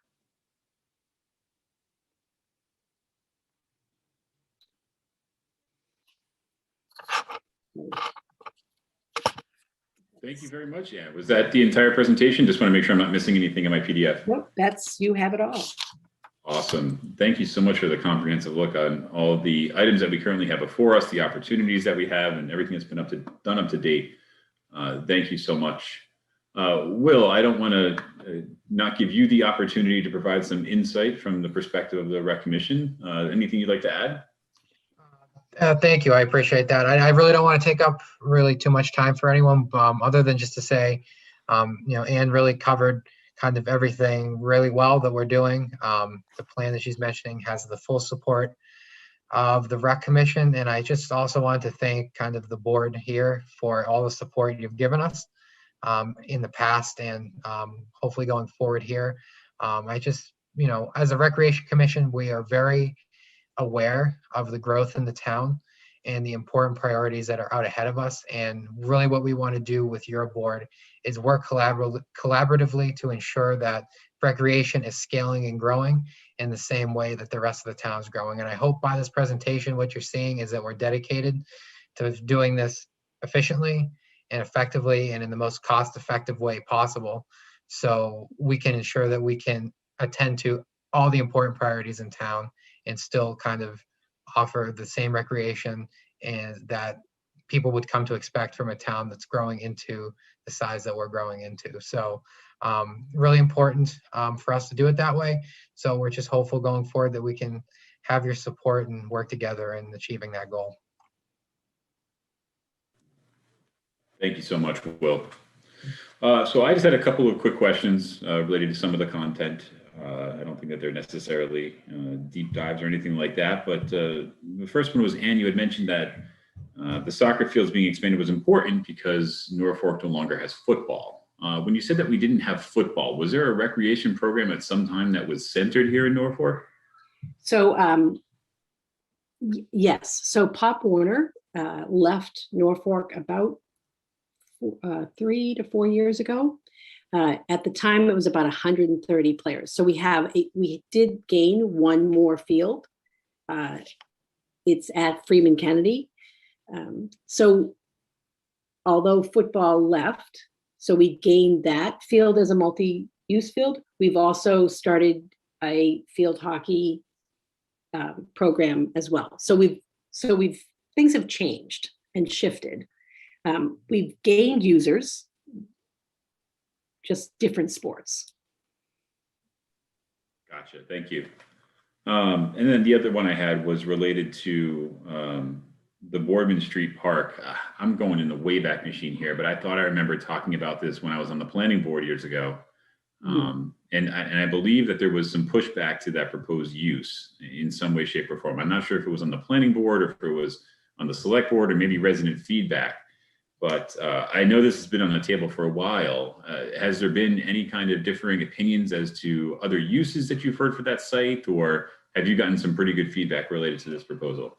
So over time and going back a few years, there, and I'm not going to remember what it was. There was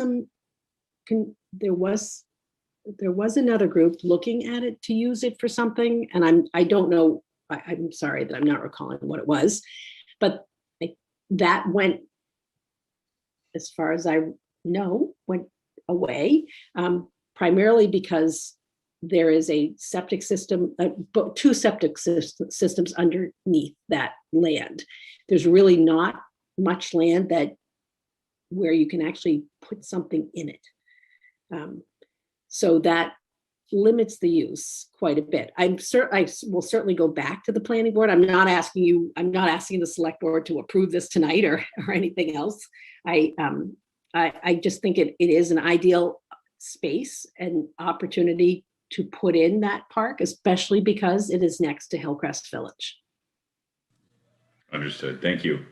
Those are the two questions I had. Cece, any questions or comments for Ann or Will related to the recreation? No questions, couple of comments. Again, I'm going to sort of echo Kevin, also Will and Ann, in terms of the amount of work that's gone into this presentation. The amount of work that goes into everything that the rec department does in general is incredible. For a seemingly small but ever growing town, the amount of offerings that we have always had, and especially during this pandemic, always amazes my counterparts in larger communities when I talk about what we have. So that's pretty incredible. Thank you. Nice to and so thank you. And the only other thing, and it's not really necessary to go into much depth tonight, but I do recollect, and it was something that I had actually been interested in and I'd heard other people talking about, with respect to the park that used to be where, in fact, where I first brought my babies when I first moved to Holberg. And remember meeting it was a working moms group with people, all of us with like the little carts. It was wonderful, but was a dog park.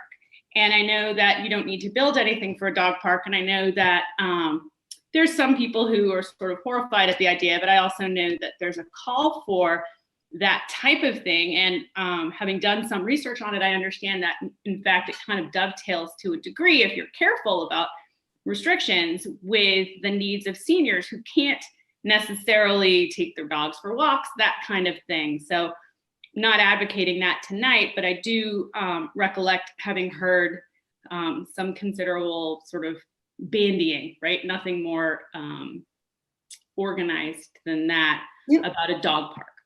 So that idea had been proposed to us a while ago, and we had looked at that area.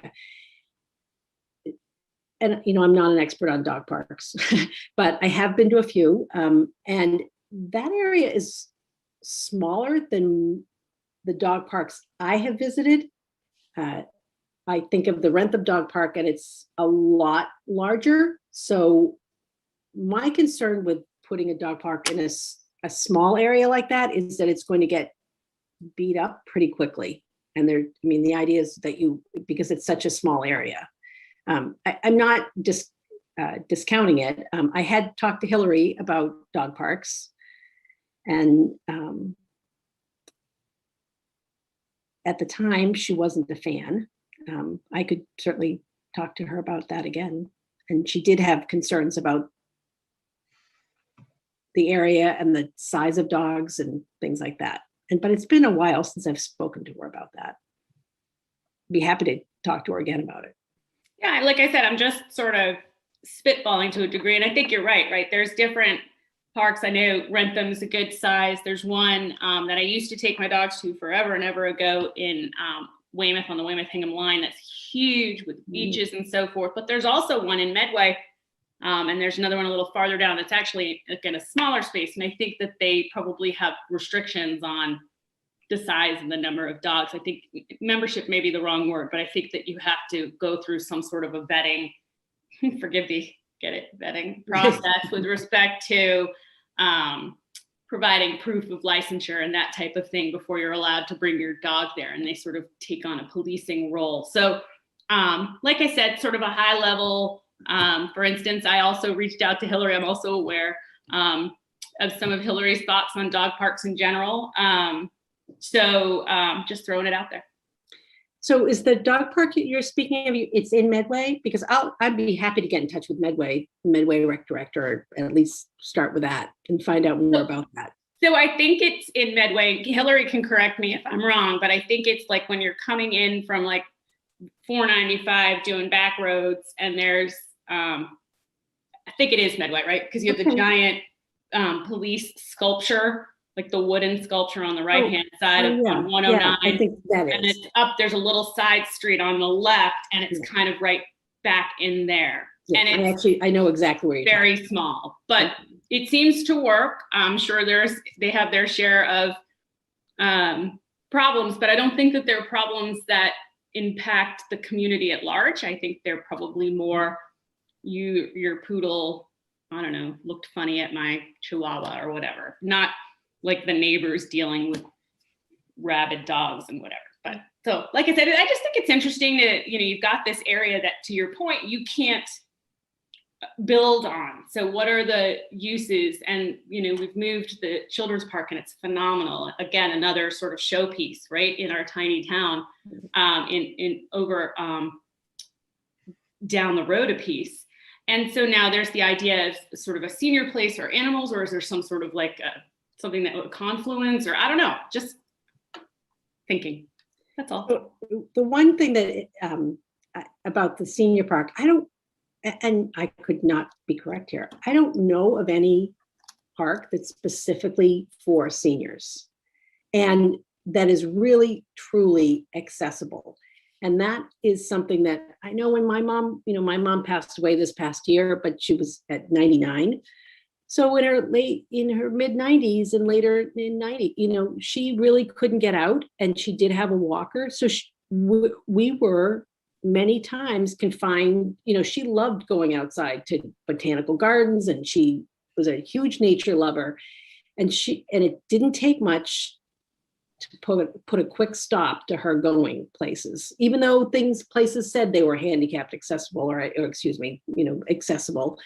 They weren't always.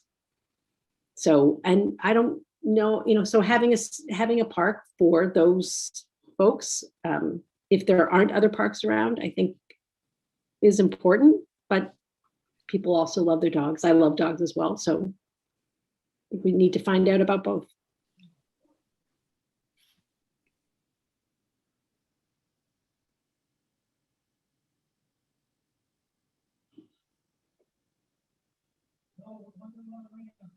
I am not hearing. Let me try that again. Now I'm not can you hearing guys hear me? Much better. Twice in one night. That's a record for me. So thank you so much for the Q&A. Thank you, Cece, for the questions. I don't think I have anything else on my end. At this time, I'll open it up to anybody who is in attendance. If you have any questions related to the Norfolk Recreation Commission's presentation on capital needs, please use the raise hand function at this time. I am not seeing any raised hands on my end. Blythe, anything else before we move on?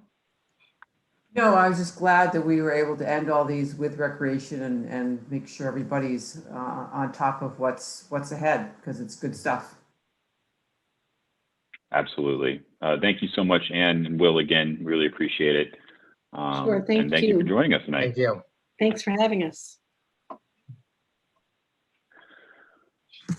right. Need to reconfigure and get back into my agenda,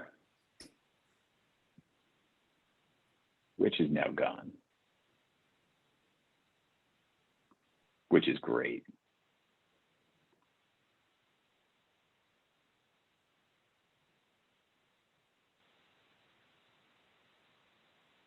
Just give me a brief moment, please.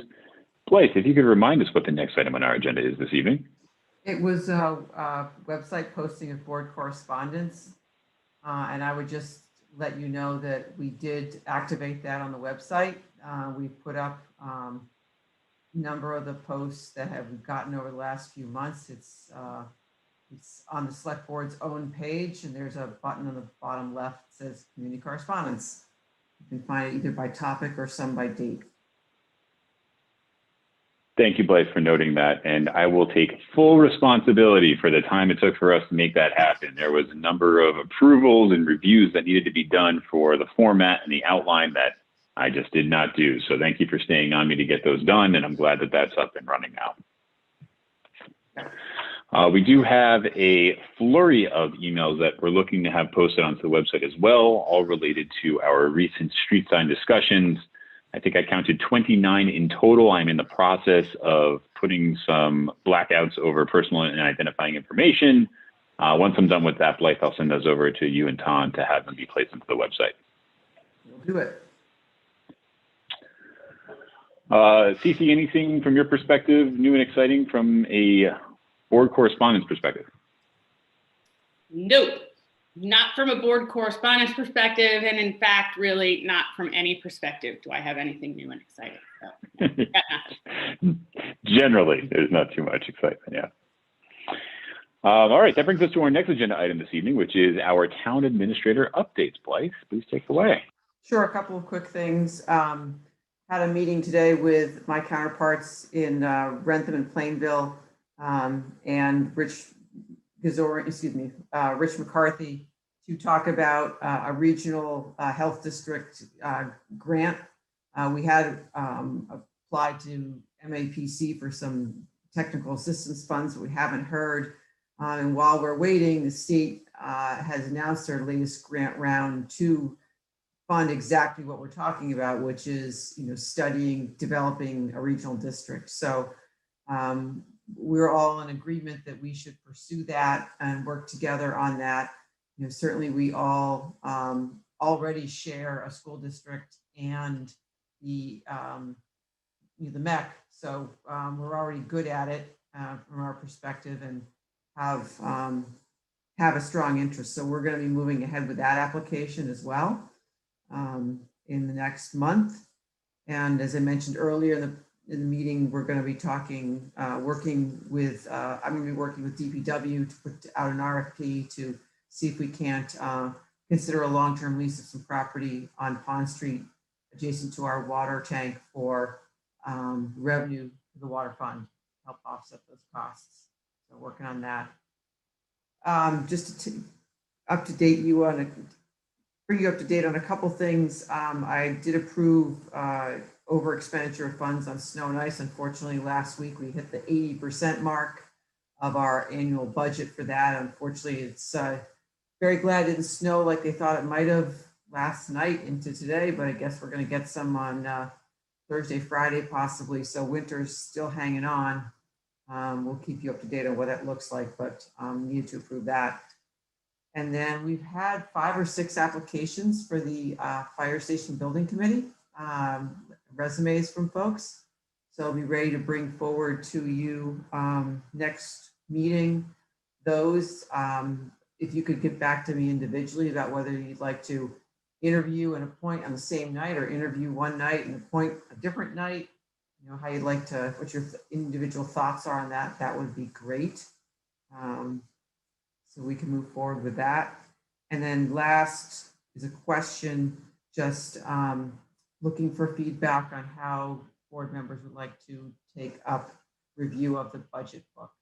I'm hoping by March 2nd, we will have, you know, firm numbers from both schools, and we'll be ready to show you our proposal on a balanced budget, but I want to make sure we have time to spend on any questions or concerns you have about what's being proposed on the town side and how you'd like to do that. So don't need an answer this minute, but I would love to have people get back to me and tell me what you're looking for so we can make that happen. And those are my updates. Thank you, Blythe. I will say that I'm just about done with my first pass of the budget book that you handed out, the preliminary outline. Very comprehensive, very well done, very complete. Thank you so much. And I'll get notes over to you as soon as we make it through that first run through. Cece, any questions or comments related to Blythe's updates? No, sir. No. Okay, I'll open it up to anybody in attendance. If you have any questions or comments related to the town administrator's updates, please use the raise hand function at this time. I am not seeing any hands, Blythe. So once again, thank you so much. And we'll move on to our next item tonight, which is some warrants that require approval. And since I'm in a new PDF, I now must scroll all the way down. And to do that, I will move that the board approve 7 warrants for the period of November 24th, 2020 through February 9th, 2021, as printed on the agenda for this meeting. Do I hear a second? Second. Hearing a second. Any further discussion? Hearing none. We'll do a roll call vote. Kevin Calcutt, aye. CC Van Tine, aye. And that is unanimous. We do not have any minutes for this evening, so that brings us to the end of our agenda for tonight. Blythe, is there anything else that you'd like to add this evening? Cece, anything that you'd like to add? No, there is not. Very good. I have one thing I'd like to add. Today was the first day for residents who are watching these meetings and saying, hey, I want to do that. You are able to request nomination forms from our town clerk for our upcoming town election. There are a flurry of positions available, ranging from the Recreation Commission, as you saw earlier, the Planning Board, the Norfolk School Committee, Library Trustees, King Philip Regional School Committee, Housing Authority, Board of Health, Board of Assessors, and if you're feeling so adventurous, the Select Board as well. So those who are interested in running for a position in this upcoming election, please see our town clerk, make an appointment with her, and she'll set up a time for you to come pick up some papers. You need to get 50 signatures from residents to be able to be put onto the ballot, and those would be due back to her by April 15th. I'm going on a ledge there. I'm not sure about that date, but mid-March they would be due. I'm sorry. Got it, second time around. And the last day to be able to obtain those nomination papers would be March 11th. So you have until now, from now until March 11th to take out nomination papers if you are so committed to run for a position. Well, after I butchered that little note, I don't think there's anything else for this evening. I will move to adjourn this meeting of the Norfolk Select Board. Do I have a second? Second. Hearing a second, we will do a roll call vote. Kevin Calcutt, aye. CC Van Tine, aye. And we are adjourned. Thank you so much and have a wonderful evening, everybody.